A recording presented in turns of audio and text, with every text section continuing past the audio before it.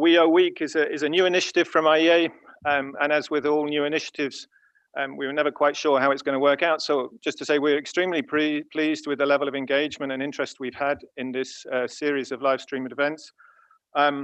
Many thanks to all those who've joined us today. Just to say that over the course of the week so far, we've had around 5,000 people on average joining us for these events. So it's, we're delighted about that.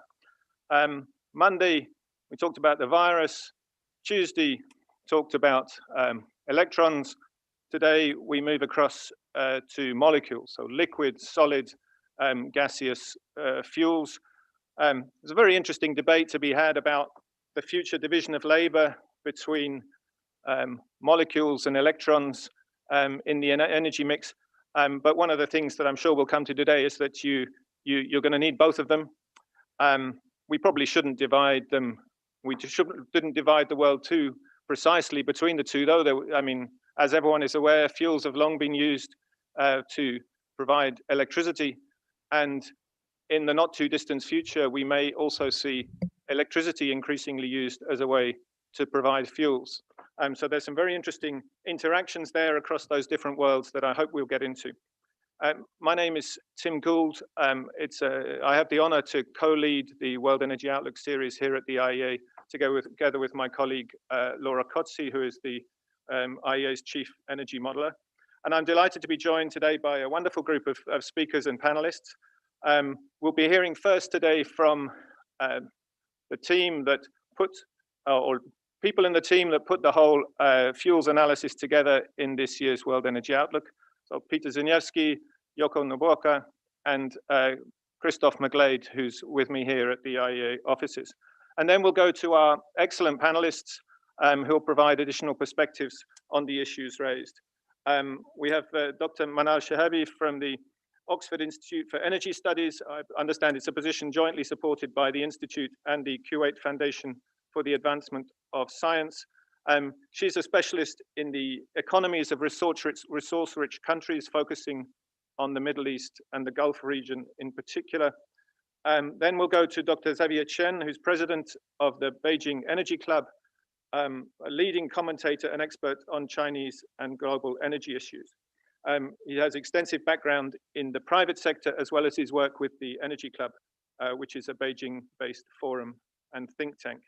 And then to Wim Thomas, who's Chief Energy Advisor at Shell. He has helped to shape and lead Shell's thinking about long-term global energy scenarios. Very highly respected and astute analysts of all manner of energy issues. So lots to look forward to. We should have time for a good discussion with our speakers and panel, so please do not hesitate to send in any questions that you'd like me to bring to our panel's attention. You can use the email address weoweek, that's one word, weoweek@iea.org, or if you're watching on YouTube, you can also use the chat function there. I'll do my best to get to as many interesting topics as we can. And with that introduction, it's my pleasure to pass the floor to my IEA colleagues for this opening presentation. Thank you very much, Tim. So starting with oil, as you'll all be aware, oil demand has increased quite significantly over the past 10 years or so. And this has been driven by a number of factors, but in particular, driven by increased uses of cars, of trucks, and oil use for petrochemicals. But oil has also been the fuel that's been most affected by the immediate pandemic and the crisis. Oil demand is expected to fall by around about 8% this year. And this means that the pandemic has arranged almost a decade of growth in oil demand in a single year. Looking forward, this was our outlook in the stated policy scenario last year in the 2019 World Energy Outlook. And under the stated policy scenario, this takes into account all of the policy intentions and targets that have been announced by governments to the extent that they have been backed up by detailed measures to ensure that they can actually be achieved. But as a result of the pandemic, in this year's stated policy scenario, we assume that the pandemic is brought under control over the course of 2021. But even despite that, oil demand only reaches 2019 levels by 2023. and demand remained about 2 million barrels per day lower than was projected prior to the crisis. However, there is, of course, a risk that there will be a more delayed recovery from the pandemic. And in this year's outlook, we developed a scenario called the delayed recovery scenario, in which the near-term economic slump takes longer to shake off and there's more significant damage to long-term economic growth. And as a result, it takes until around about 2027, 4 years later than under the stated policy scenario, for oil to come back to pre-crisis levels. And also in this scenario, oil demand never exceeds the 100 million barrel per day mark. Despite that, in both of these scenarios, we see a number of changes in the way that oil is used over the coming decade. For example, oil use in passenger cars is set to peak fairly soon because of fuel efficiency improvements and also the increased sales of electric cars. But the main source of growth over the next 10 years is really going to be the use of oil to make plastics. However, in both of these scenarios, while oil demand flattens out in the 2030s, there's no pronounced peak or even decline. A much stronger push for efficiency, electrification, and recycling will be needed for oil to enter a firm period of decline. And this is a trajectory that we model under our sustainable development scenario. In this scenario, there's a surge in clean energy policies investment, and this puts the world on track to achieve sustainable energy objectives, such as the Paris Agreement, in full. And as a result of this, demand falls by more than 11 million barrels per day over the period from 2019 to 2030, led by decreases in the transport sector. But also, an important factor within the scenario is that the oil price never rises above $60 per barrel all the way out to 2030.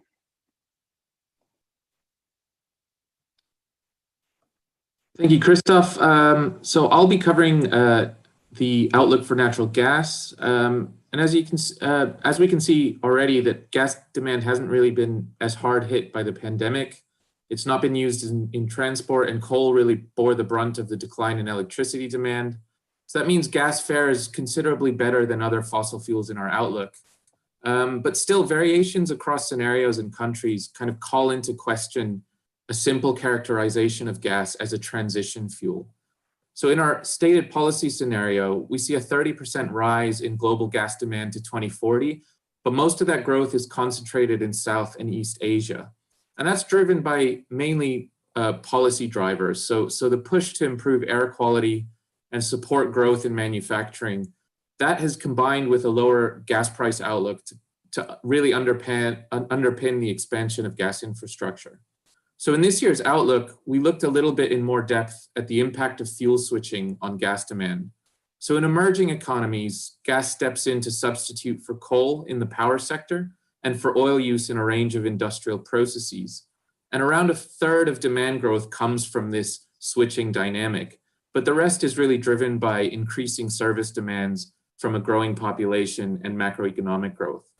Now, in advanced economies, the story is different. There's a much greater amount of fuel switching away from gas. So the opportunities to displace coal are largely exhausted in these economies by the mid-2020s. And especially in Europe, gas faces very stern competition from other energy sources, particularly renewables. And so we see these trends accelerate in the SDS, where renewables and efficiency, alongside an expanded role for electricity in total final consumption, so for end uses, those factors offset more than 1,500 BCM of gas demand. So that's around 40% of today's demand by 2040. And so you'll see that half of the remaining growth in gas demand is in fact associated to some kind of carbon capture and storage. Now, this includes gas feeding power plants and industrial facilities, but it also reflects the increased use of natural gas to produce hydrogen via steam methane reforming combined with CCUS. Now, there are also services that gases provide that it would be difficult to provide cost effectively using other sources of energy. So this includes high temperature heat for industry, the use of winter heating in buildings, and the seasonal flexibility ensured for power systems. So existing gas infrastructure is quite a valuable asset with significant storage capacity as well. And this capacity could be repurposed over time to deliver large volumes of biomethane, or with modifications, also low carbon hydrogen. So maintaining this gas infrastructure alongside increased electrification would add a layer of resilience compared with an approach that only relies on electricity.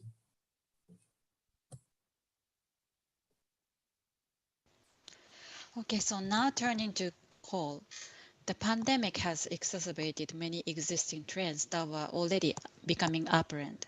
First, 2019 had seen a large drop in coal-fired power generation, with competition from ever cheaper renewables and lower gas prices that were putting pressure on coal's position in electricity markets.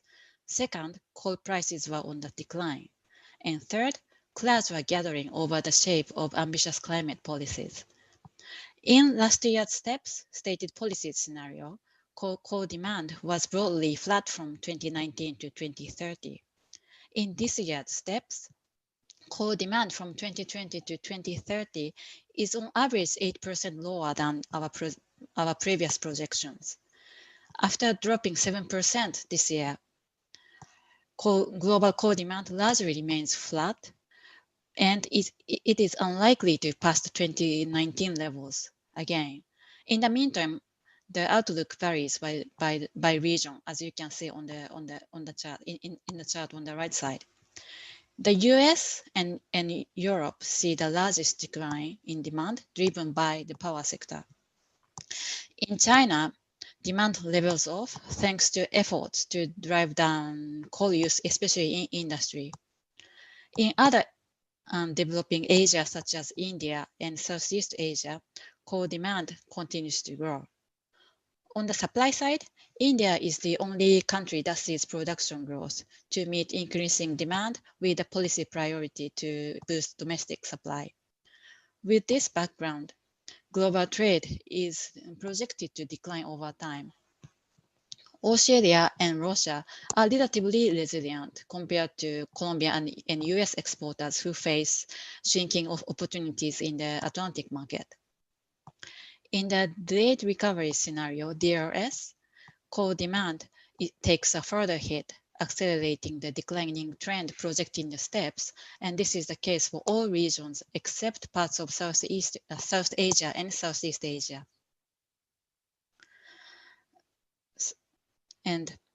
And this is because there is lower electricity demand in this scenario, which has a disproportionate effect on coal, because coal is serving as the marginal source of power generation in many markets.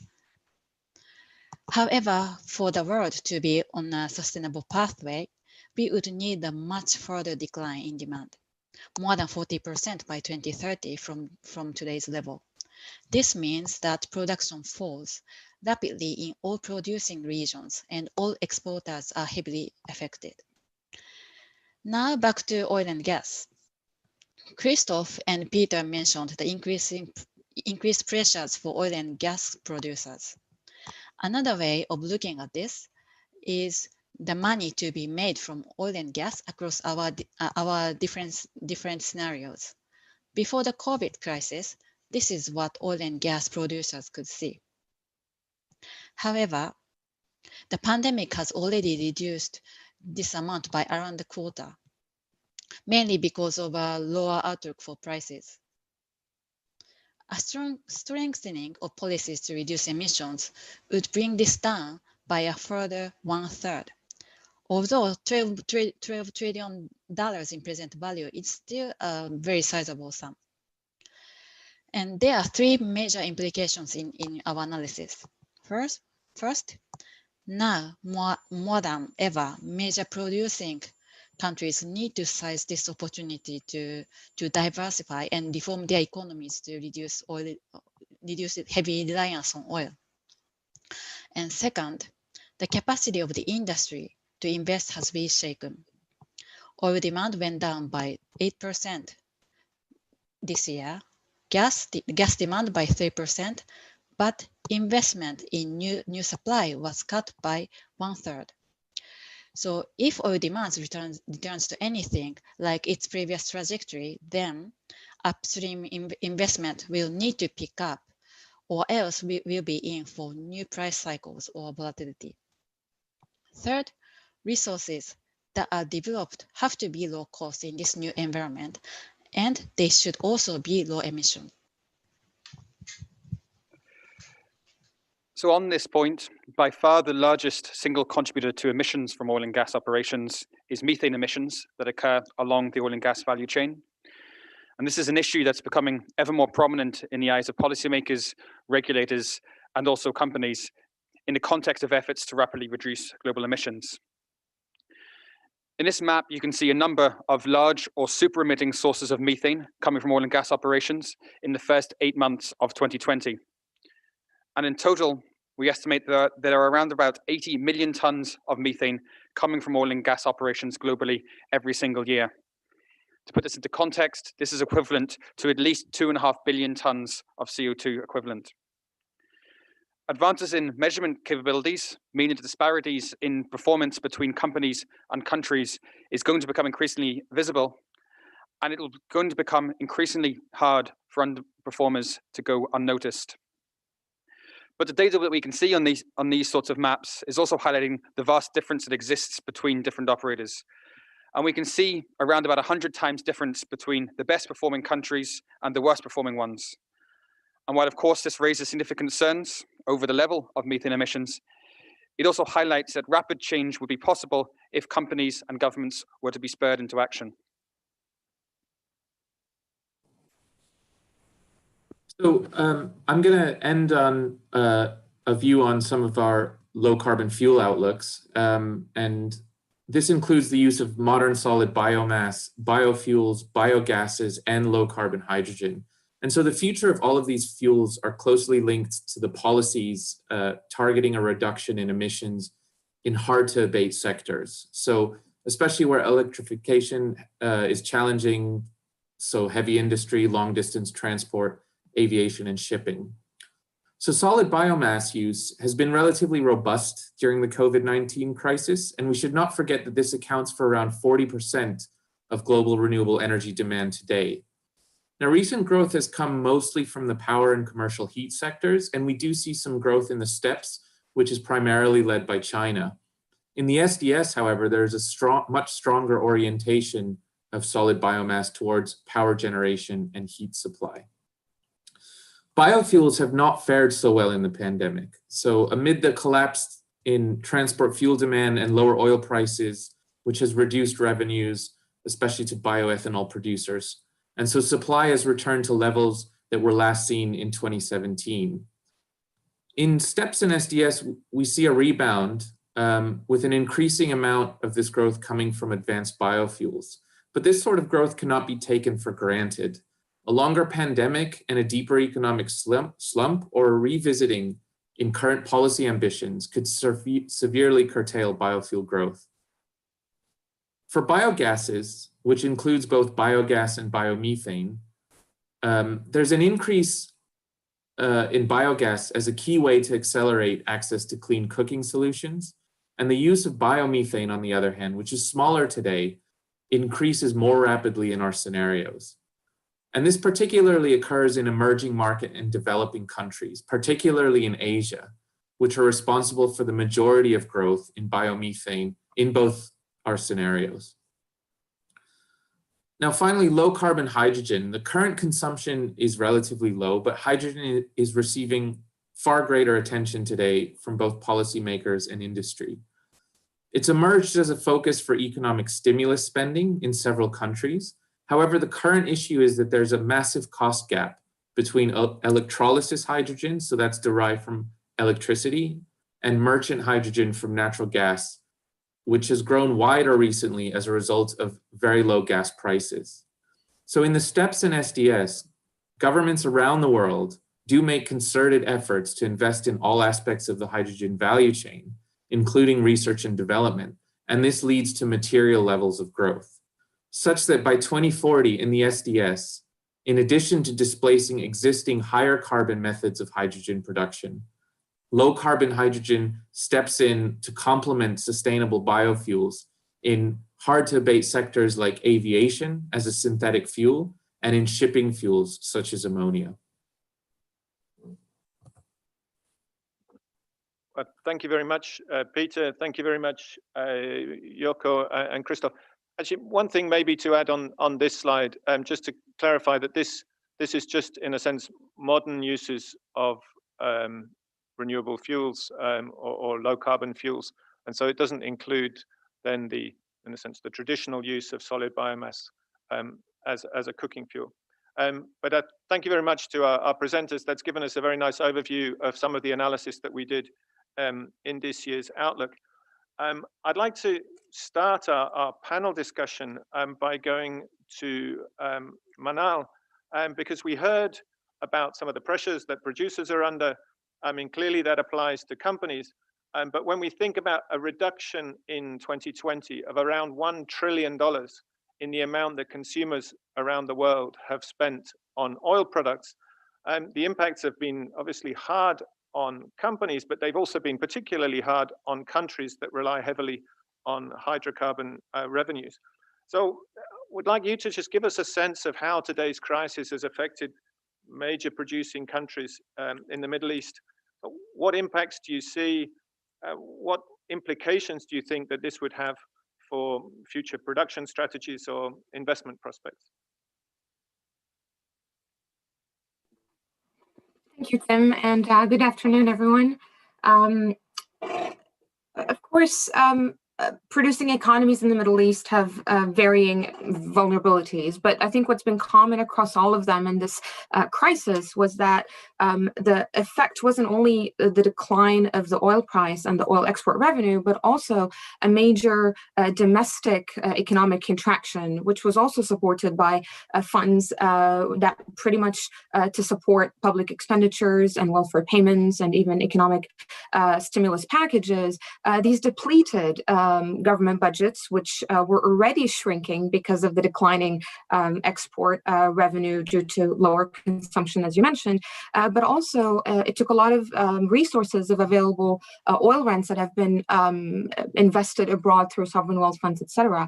And it really leaves then producing economies at a very critical juncture, because typically they're the ones that fund domestic investments in oil and gas, and you have major resource constraints because of the pandemic, but also the future ability to restore these lost incomes also going to be very low in this environment. And in terms of, I think, how that will affect production and investment decisions, I think, as Yoko mentioned, it is more clear now than ever that there is a need not only to diversify the economic portfolio, so to speak, of these economies, but also the energy mix and their dependence on fossil fuel exports. I think in terms of how it will affect their production, it'll be, and strategies, it's probably if we can simplify it in two levels. There's the first one, which is the existing strategy of relying on oil and gas. Of course, with the exception of Qatar, mostly gas is used domestically for power production, and of course oil and gas used and oil exports, but also domestic market. Of course, production and investments, particularly in upstream operations, will decline.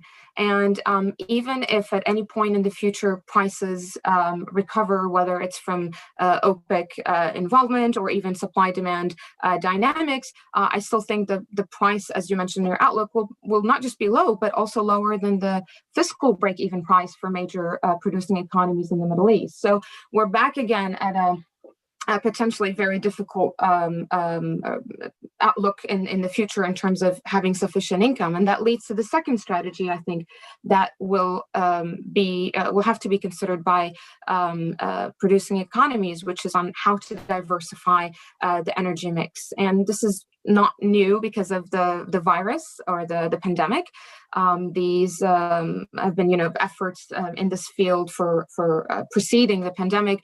And there's probably notably two examples to mention that I think indicate a potential shift in strategy in the future. The first one being the UAE's nuclear power plant. There's advancement on that, so that could also potentially replace some of the other fuels that are used domestically for production. But also the second example is very importantly Saudi Arabia's shipment of blue ammonia to Japan, and which again, these are examples that have efforts that have preceded the pandemic, but I think they also really indicate potentially a future vision of what could be possible for oil economies to consider.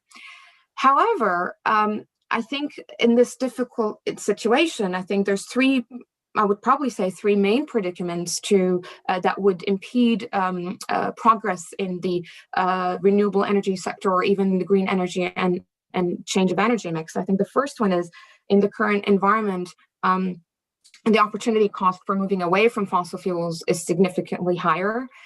The second is you have large domestic needs for domestically for these economies, and in some instances up to half of total production goes to support domestic energy needs, and renewables has been very almost non-existent in terms of satisfying energy demand needs domestically. And I think the third reason is as I mentioned, the large fiscal pressures that are facing producing economies. You have to remember that also these economies have, for the large part, generous welfare systems, but also very largely and quickly growing populations, some of the youngest populations in the world. So the more pressure to provide jobs and sustain economic development and various diversification projects domestically as well. But in a constrained revenue environment, with no other alternative to provide revenue other than the traditional conventional carbon emitting oil and gas, there's been funds, I think, have been just taken away from either renewable energy projects or green energy investments to support the domestic economy.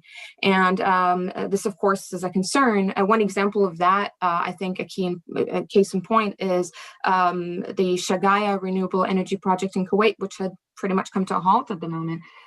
So what does this mean then collectively? It basically means that there are short-term production decisions that are more or less at the achieving the short-term goals will be at the expense of achieving long-term economic and energy sustainability goals. And it's going to be a very critical I think management of the trade-offs and the long-term goals with the short-term goals. And potentially, I think there's lots of room here, not only to continue investments in potentially the renewable projects that would come to a stop, but also reconsidering the use of the existing production of fossil fuels, and maybe even reducing the carbon footprint or the environmental footprint of those, and combining that with more greener technologies, carbon capture and storage technologies, or even inclusion of other fuels, whether it's biofuels or even blue low carbon hydrogen. I think those in the future will have to be a very important part of the production strategy. Of course, this will require significant changes in the policy environment and the policy framework, not only for the energy subsidies domestically, but also economic incentives to support investments in those fields, and also really providing the appropriate economic narrative to support those policy changes. Well, yeah, thank you very much, Manal. I mean, one of the areas that fossil fuel exporters have traditionally been able to look to with a large degree of hope and optimism has been China. And I'd like to turn to Xavier now, because that picture is also changing. Those perceptions are changing, partially as a result of the crisis, although China has bounced back relatively rapidly from that. But then also this new announcement about a 2060 target for carbon neutrality. So Xavier, how should prospective investors and exporters now think about the Chinese market? Yeah, thank you, Tim. It's a pleasure to join this distinguished panel. I prepared a slide so everybody can see. As you just mentioned that China announced the 2060 carbon neutrality targets. But in reality, China has two targets to meet. First is to, peak CO2 emissions before 2030, and then carbon neutrality before 2060. And China today is the world's biggest CO2 emitter. 2019, the CO2 emission volume is bigger than United States, Japan, and EU combined. So the Chinese announcement is the most significant event over the last few months in the energy and climate world. But then also in this slide, you see that OECD countries, here represented by US, EU, and Japan, they had two peaks, actually. The first peak is around the 70s, and then second peak is around 2000. And then from that peak, most countries now announce either carbon neutrality, and I expect that when Biden is in the White House, he will bring the US back to Paris Agreement and announce carbon neutrality by 2050, because he promised to do so. So then you have about 30 years to bring from the plateau, almost, we'll say, 50 years of plateau time, and then to rapidly drop to carbon neutral. Whereas the Chinese case is rapidly, from peak before 2030, and then just 30 years. So that's really the challenge. And the Chinese curve, you see, is just turned V shape. That's really big challenge facing China. China is very good at aiding things. They can build railways, ports, buildings in half the time the rest of the world. But I'm afraid to say that China is not very good at subtracting things. So it needs a lot of assistance from Europe, Japan, United States, and mainly IEA countries. Now to your second question about the outlook of Chinese fuels. Right side of the slide, I provide individual fuels, my view on the outlook. China has already peaked, as Yoko said, core demand in 2013. It has been in sharp decline, and will continue to decline to less than 10% by 2050, required by the carbon neutral targets. Oil is growing very fast, China, not only because of the transportation demand, but also because of petrochemicals demand. And then Chinese oil import dependency is rising. In the carbon neutral scenario, China, and also emission peak before 2030. If China is going to peak before 2030, oil demand will have to peak by 2025. So that's really a big challenge, because a lot of refineries are still being built today. Gas will continue to grow in the next 20 years. It's likely to peak by 2040. Electricity demand is very strong. This year, China continued to have a very strong electricity demand, around 6%. And will double by 2050. China today has about 7.2 terawatt hour. It will go to 15 terawatt hour by 2050. And with more than 90% from non-fossil fuels. And then non-fossil fuels that would include nuclear and big hydro, they are going to expand in the coming years, but the potential, I would say, is limited. Hydropower, China has over 300 gigawatt already. There are a few sites being built, but will be limited due to other considerations. Nuclear power, major constraints is whether the government will go for inland to build the nuclear power plants. So far, there is no inland nuclear power plant for fear of safety and other considerations. And then biomass will also expand, but in particular for the heating sector, to replace coal, and in many areas for heating. And then the most significant potential will be solar and wind. They have been expanding very rapidly. China has 70% of global PV manufacturing capability. And the domestic markets will have to absorb more and more Chinese solar and wind capabilities, but there is one serious constraint. That's the distribution sector, because distribution is monopolized as part of national grids, either southern grid or state grids.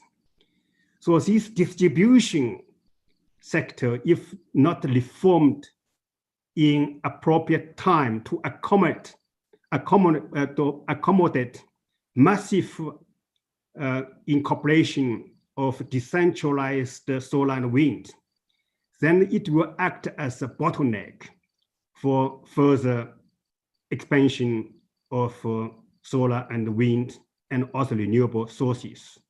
Because in other countries, like in Germany, 80% of renewable power is connected to the distribution sector. So the power distribution sector in China will experience big challenge, because more and more 5G stations, data centers, electric vehicles will be connected to the distribution sector, and then more and more sources of power will have to be connected to the distribution sector, including batteries.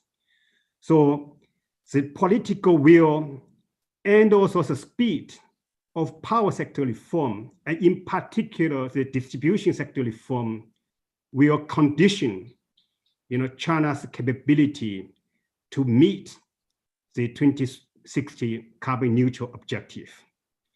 And then last word about hydrogen. Many countries have announced, EU, Japan, and the US, Korea, Australia, about the carbon strategy. China has not announced yet. Lots of initiatives in ground at the local, provincial areas. I expect the government in the 14th five-year plan will make clear China's hydrogen strategy.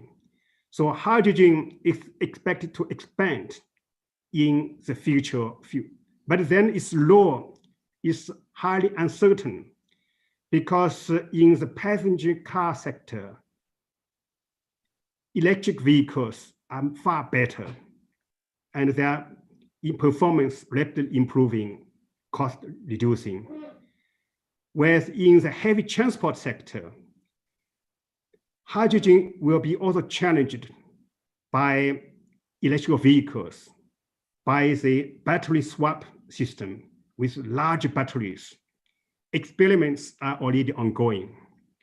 So this will constrain hydrogen development and application only to limited sector, like the hard to abate industrial sectors. But the business model is not clear and the technology not clear yet.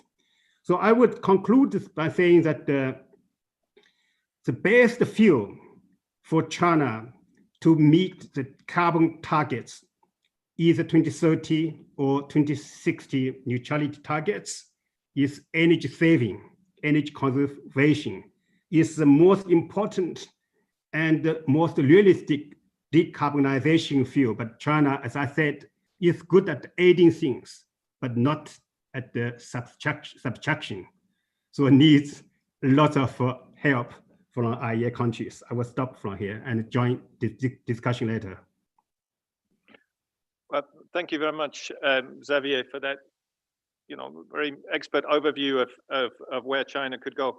I'd now like to turn to Wim, because we've heard all sorts of different uncertainties in play. I mean, it contrasts quite sharply with the discussion yesterday on electricity, where, the only debate is how fast electricity grows. But how do you view this from a perspective of an energy company, an oil and gas company? I mean, what steps can you take faced with all of these questions and uncertainties, in a sense, to future-proof your business? Yeah. Yes, thanks, Tim. It's a very good question about future-proofing, and you can say there is more questions of that. Which future and which proof you look at? But so let me park the immediate short term, because that's really always on the cash flow side. It's preserving cash by strong cost cutting and postponed investments, etc. And we have Manal already alluded to that for the challenges to major resource holders, and that is a normal response for coming to this kind of crisis and demand destructions. But the question is really will we go back to business as usual, high growth or not? Or actually is this crisis going to reset things significantly not seen before? And we already have some telltales there, of course. Governments, their responses have been very strict and targeted certain sectoral demands, which gives this enormous oil demand decline. But also they already announced their policy intentions for the stimulus funds to have a green recovery. So really, and that is then coupled, of course, with new target setting by the EU for 2050, China 2060. Xavier just gave us a very good example about what you need to believe for that. I think that's really good to highlight what you need to believe. But if you add up all the countries with all the pledges now, EU, Japan, China, and if US is going to join as well pretty soon again, we talk of more than half of global energy demand, right? Falling into this political will now, which wasn't there, I would say, that strongly a couple of years ago. So the real question now is it different this time? And therefore, really, to future-proof your company, you really have to make a bet now. You have to say, what scenario for the future do you really believe? Is it the steps? And that's already, from my view, a lower scenario than your current policy scenarios from the past. Already you have incorporated inevitable change now. But is it true, right? I mean, is there no strong rebound, and can't we see some other things coming in? We have been surprised in the past there as well. Or is it truly SDS, Sustainable Development Scenario? And I'd just like to emphasize one thing in there, and Javier also actually made it very clear, right? It is also about efficiency, and a lot of efficiency is quite often people's behaviors. And IEA for the first time explicitly tallied that out, right, in the World Energy Outlook, what you need to believe for that. And really, you can argue from how realistic is it that in Europe, half of the housing stock is energy efficient by 2030. But that is, required. And the same with people's choices on personal mobility. Are we really going to take a bicycle for trips smaller than 3 kilometers? And can you do it everywhere in the world? But it is very important, I think, that the IEA show that, what is required, not just by governments, right, but also from consumers themselves, and how to go about that. So it is really about that behavioral change. And coming back to a few slides on the report, and Joko did a very good explication on the future value of the oil and gas production. And the point you made was actually there is less money to be around, and Manal went into there and said, okay, well, hang on, we have also social needs, and you can only spend your money once. I just like to say a little bit more context there, that I say, well, I would say 2/3 of that erosion of value between the WEO 2019 and the WEO 2020 is price-wise. That's about 2/3. In SDS, I think the volume loss is more significant, But that is then really when you only look at the oil demand, so the fossil oil demand. But if you also look at the slide which shows the biofuels increase, that's between 5 and 7 million barrels. Okay, right. If you add them back to the liquid hydrocarbons, to put it that way, it's not such a big deal. And there you come straight away to an area where I think traditional oil companies can be very powerful, say in their strategic strengths in the molecule side there, and that's actually refining and actually change refining from fossil to more renewable stuff. And of course, that is one of the measures you can think of. So, but once on the revenue side, actually that's the ability to generate the cash to make your future decisions. So actually without cash, you don't have any choice to make really. I also like to say a little bit about, to highlight, and you didn't do it in your slides, but also in the report, of course, is the investment outlook. And there you show that the investments in 2020 is down 25%, and 2019 was already lower than before. But I think there was one very powerful graph there, and actually showed that the oil and gas investments at the moment, if that would be continue, it would be barely enough for a sustainable development scenario. So if a step scenario would happen, then definitely we are in short supply at some stage over that period. Given there, I think it was till 2030. So that means actually that the price of environment might be much more supportive than we imagine now. Another important message I found in the investment report was that if you look at the other side, the new energies, right, do we invest enough for the sustainable development scenario? The answer was no, actually it's very enough for the step scenario. So somehow between those two steps and SDS, this is enormous investment tension field, and somewhere there must be a crunch at some stage, right? It can't be both, it has to be either or. Now, having said that, so I believe that, you know, that the company, that oil and gas companies have now already been proven to be resilient. They're restoring their cash flows, and they will be, say, competitive to face the brave new world, in my view. So, like I say, is that so just maybe to come to a conclusion here, it's not necessarily doom and gloom for the oil and gas industry. I think that's a bit of mindset, but I think we really should take that out of our minds and really be positive and say, no, it will turn around, and then we can actually build new stuff. And also I like to say clearly that the energy industry has to embrace the energy transition. It's not the question if it will happen, it's just a matter of when and where and how fast. And then you have to take your bet, where you're comfortable, where your strategic strength. And you mentioned the point already between electricity and molecules. Yes, electricity will have to grow very fast, but the world cannot do with molecules. Think of petrochemicals and in the heavy duty transport. And it's especially, I think, in the molecule side where the traditional oil and gas industry can be very competitive and powerful. And there's, of course, a whole range of options.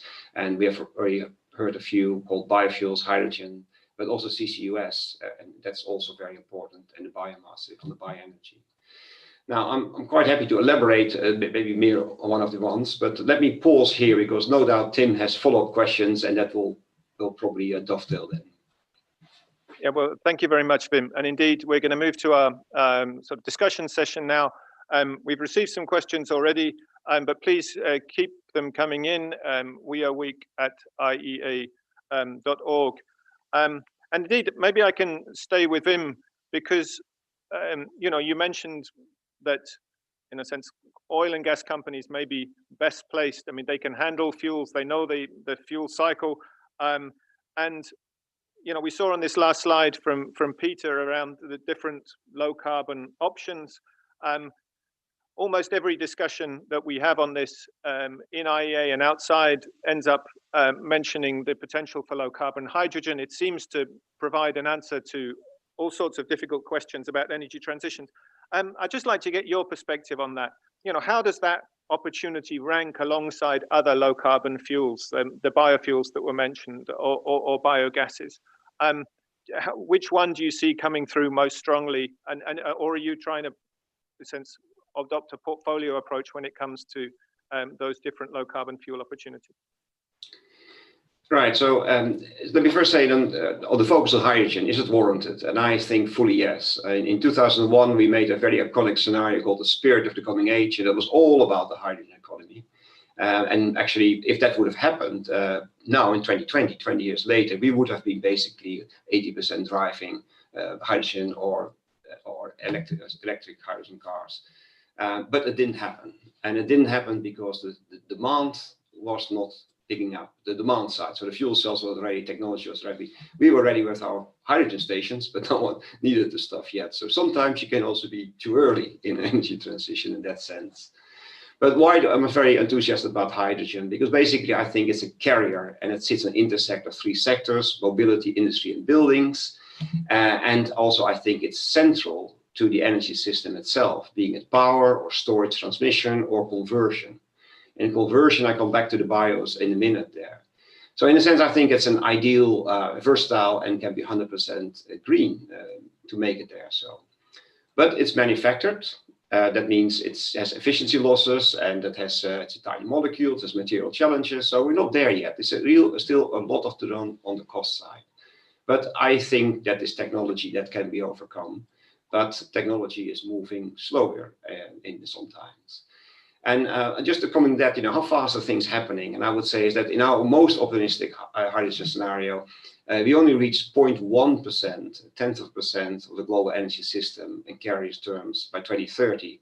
And we only see 1% around the mid-40s. So we're a bit slower when I see the IEA picture. I think you're about 1% in 2040 already, so 5 years earlier. But I would say that's the same.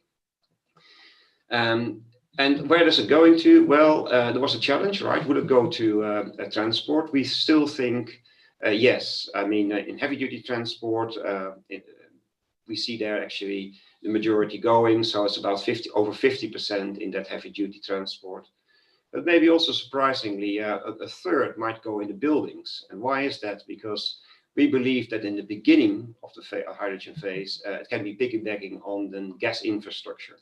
So basically it gets into the gas grid, and when this scale has to be made, right, you can easily put surplus electrons conversion in a gas grid in that sense. Industry is also very important, industrial heat, but we only think about 10% by that time. And strange enough, that's not changing too much in shares over time, coming say the next decades. Maybe except I would say in aviation, because there we think it may pick up if the hydrogen engines are developed stronger around, say, the 2050s there. Going back to your point and closing off on the biofuels, right, it will definitely be less needed than hydrogen. I would say is that the holy grail is really, of course, if you can use the CO2 or the coal monoxide from syngas, from bioenergy, use the hydrogen, green hydrogen, and make their fuel efficient drops and liquid fuel from that, because that will be ideal, right? It's carbon free and it's a drop-in fuel in existing technology. So you can put it straight away in the wings of the airplane as fuel, etc. But we are not there yet in technology side. So it is a long way to go.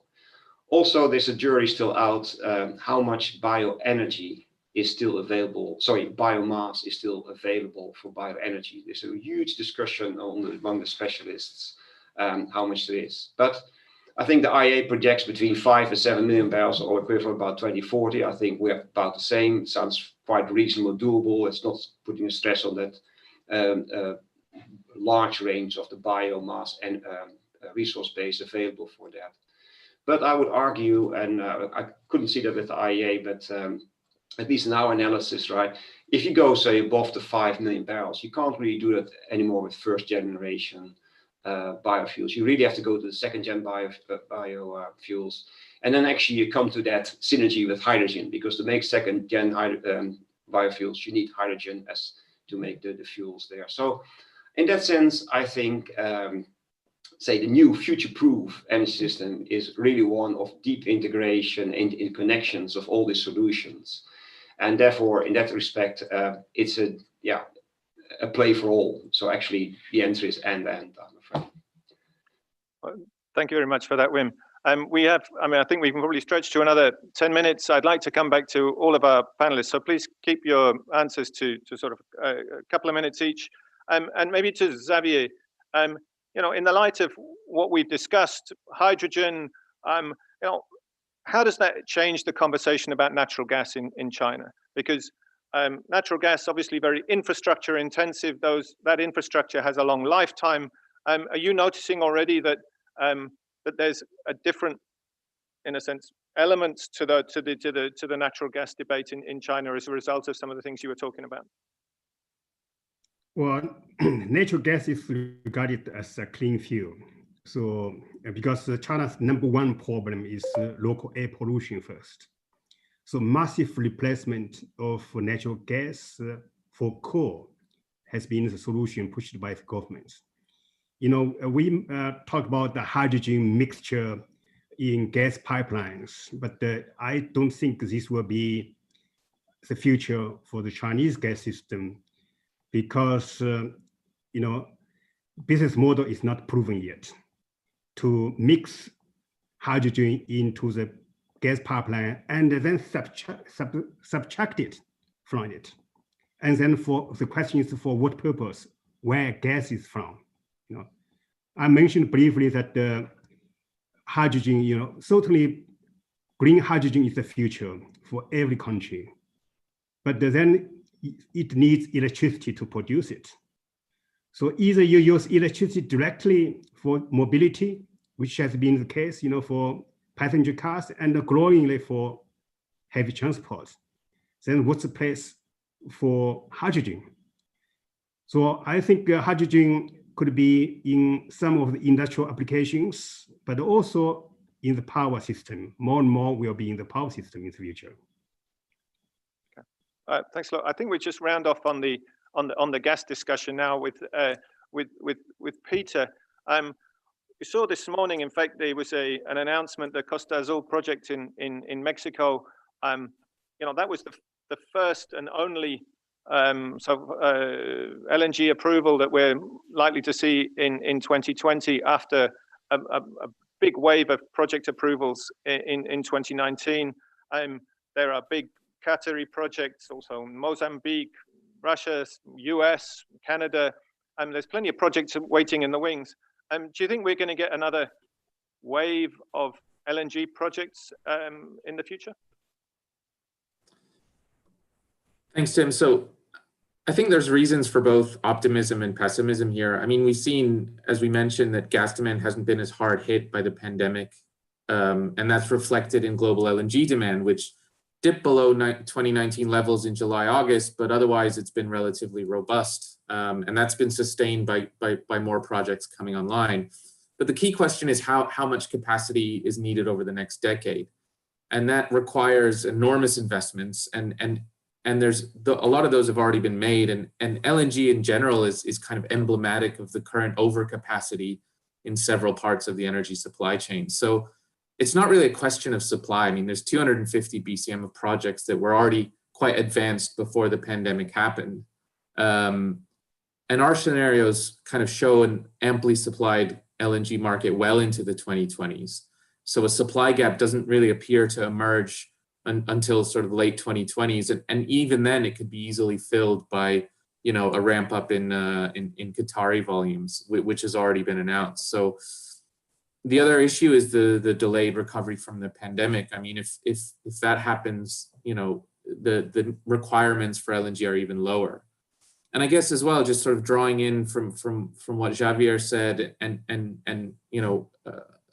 about how sort of net zero targets might affect all this. I mean, there's really growing questions about LNG's role, considering that net zero targets are occurring in the main LNG importing regions. So, the EU, Japan, China, and so on. So there's emerging signs that buyers are starting to think about LNG and gas in general in terms of emissions. And I think that's another sort of challenge on the horizon for projects going forward.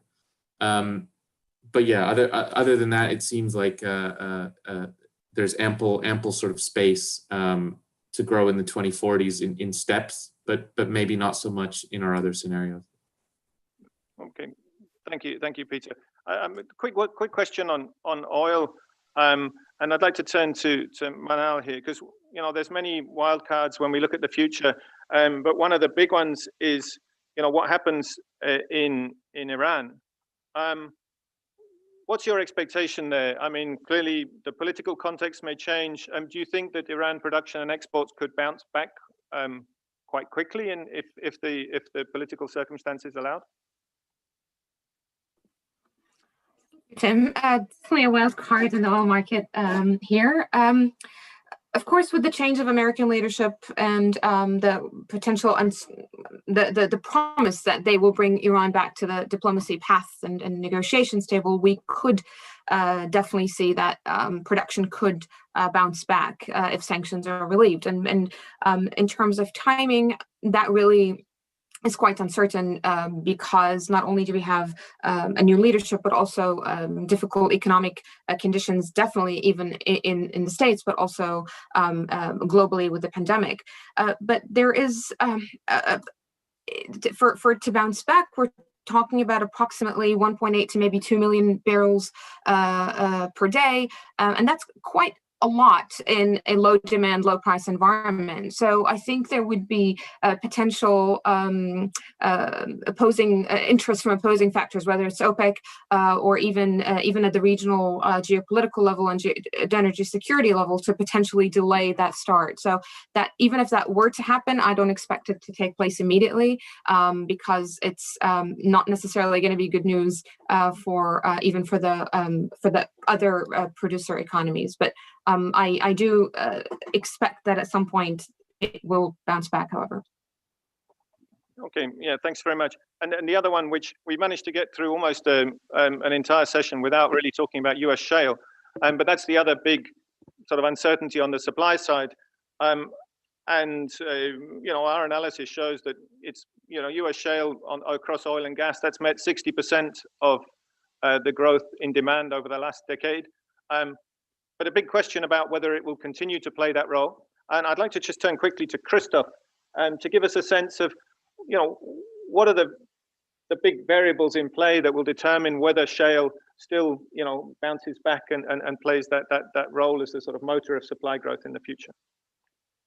Thanks, Tim. So just to put a few things very briefly, I think, first of all, the shale industry, which will emerge from this crisis, will be very different from the industry as it looked going into the crisis. And the two really key uncertainties here are what is the price level going to be, and what levels of investments are going to be mobilized in the shale patch. In the stated policy scenario, for example, we have the oil price picking up in order to kind of meet rising demand in that scenario. And as a result, you see an increase in tight oil production, which requires an increase in investment. But whether banks, whether investors are going to be willing to give all of that money to the shale industry is quite uncertain. And we have looked at a number of different cases where investment is potentially more constrained in the shale patch. And for example, if you look in a scenario like the sustainable development scenario, where prices are lower, there's less incentive for investment in new sources of production. The outlook for US tight oil is much more subdued. Well, thanks very much, Christoph. And to round off, I'd like to come back to Yoko, and it's a question about the outlook for coal. I mean, you described earlier, you know, some big headwinds facing coal, and one of the questions that you'd have is, what about the financing of some of those coal-fired plants? There was a change in Japan's position on this last year. There've been recent corporate announcements. Lots of banks have said they will not finance. But with the change in Chinese policy related to the 2060 announcement, also Korea, Japan, carbon neutrality, do you think this is the beginning of the end for public financing of new coal-fired plants? Yes, thank you, Tim. Well, I think all these recent developments can indeed point to the beginning of the end for coal financing for new export projects. So traditionally, public financial institutions such as export credit agencies in Japan and Korea, and state-owned policy banks in China, they have played an important role in financing or facilitating financing for coal-fired plants outside their countries, especially in developing Asia. And regarding the carbon neutrality goal, basically it's a domestic goal, And it's not necessarily linked to overseas activities of the country's financial institutions or companies. And in addition, with the announced and implemented policies as in the steps, coal power generation is still projected to increase in the coming decades in developing Asia. So financing for new coal plants from for Japan, Korea, or China still has a role to play. Having said that, in my opinion, for Japan, financing such project is becoming very challenging, given the tightening of the export policy announced last year, as you said. And the country's export credit agency could still finance a coal project if it meets the tightened requirements. But I think it will be difficult to mobilize private capital, which is an important mandate for them. So for example, Japan's top banks have already introduced leading policies against new coal projects. And there is increasing pressure on commercial banks from investors and the civil society. So I think the investment case for new coal power plants is becoming very challenging for Japanese financiers. And Korea is in a similar situation. There is a growing pressure on banks, and also there is a legislation bill to prevent overseas investment. And China is unclear to me so far when it comes to financing abroad. But as our colleagues Lazo Valo and An Feng Wang recently wrote in the commentary on the IEA website, I believe that China can play a proactive role in helping clean energy transitions outside China, because they have manufacturing skills and financing capabilities. And so China should avoid international investments that would be inconsistent with its own domestic clean energy ambitions. Okay, Yoko. Well, thanks very much for that. I think we've done we've covered many different issues. I mean, there's still a lot more that we could be talking about. Just to round things up before we conclude, I think we've heard about this, in a sense, this evolving contest between electrons and molecules in the system.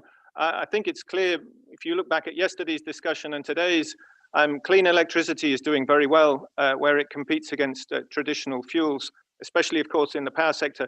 But as we discussed, the fall in the price of these traditional fuels in 2020 is in some ways cementing their advantage versus alternative cleaner fuels, and that creates some issues for energy transitions in the future.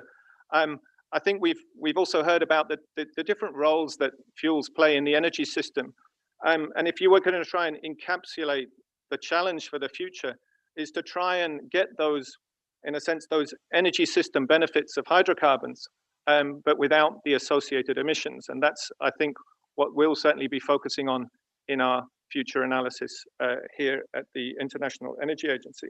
So with that, I'd like to thank all of our speakers, our distinguished panelists, to Manal, to Xavier, to Wim. We look forward to continuing this discussion, and we look forward also to the next in our series of webinars, which will take place tomorrow on the road to net zero. Many, many thanks for joining us.